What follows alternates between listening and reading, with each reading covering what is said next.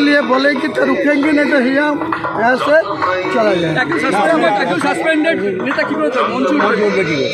বললাম তো আমাকে কথা বলতে দিন না, আমি বিধায়ক আছি তো, আমাকে বিধায়ক হিসেবে এখানে ইনভাইট করা আছে, আমাকে কথা বলতে দিন।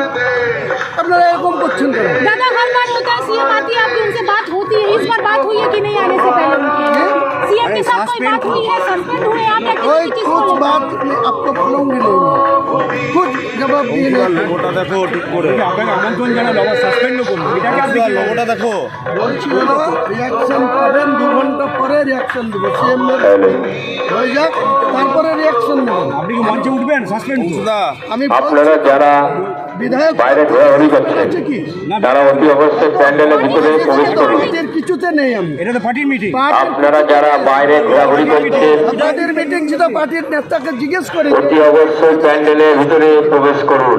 আমাকে ইনভাইট করেছে অপূর্ব সরকার, সাংগঠনিক জেলা সভাপতি, তাকে জিজ্ঞেস করি, সে যদি থাকতে বলে থাকবো, সে যদি বলে থাকতে হবে না, আমি চলে যাবো। কি বলছেন? দল ধর্মনিরপেক্ষতা বিশ্বাস করে। ববিদার কোনো কথার আমি জবাব দিব না। নিয়ামক শেখ উপস্থিত আছে ওখানে, যে খুশি থাকতে পারে, যে খুশি থাকতে পারে, তার জন্য আমার আপনার পড়শি বিধায়ক পাশে দাঁড়িয়ে আছে, তিনি কলকাতায় আজকে ববিদার সঙ্গে ভবিকার সঙ্গে মিট করছে। যার সঙ্গে মিট করুক, উনি আমার কিছু বলার নেই।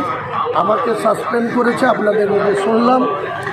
এর আগেও 2015 সালের 25শে ফেব্রুয়ারি একইভাবে তৎকালীন মহাসচিব পার্থ চট্টোপাধ্যায় বন্যা নোটিশে আমাকে 6 বছর কালকেই রিজাইন দিয়ে দেবো তৃণমূল থেকে, কালকেই। এবং 22 তারিখে মুর্শিদাবাদে নিজের দলের ওপেনিং করবে, ঠিক আছে?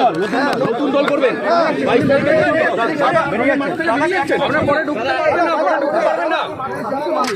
পরে ঢুকতে পারবেন না এখানে আপনারা। नया पार्टी बनाएगी 22 दिसंबर मुर्शिदाबाद में। गोटा राज्य में 135 सीट में मैं उम्मीदवार खड़ा करेंगे, समझे? इनको खिलाफ भी लड़ेगी, बीजेपी को खिलाफ भी मैं लड़ेंगे, जो करना करना।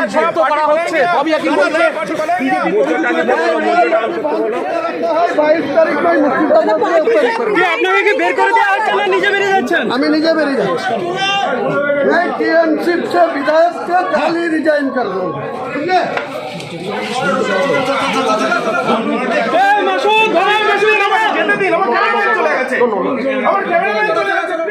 আমাকে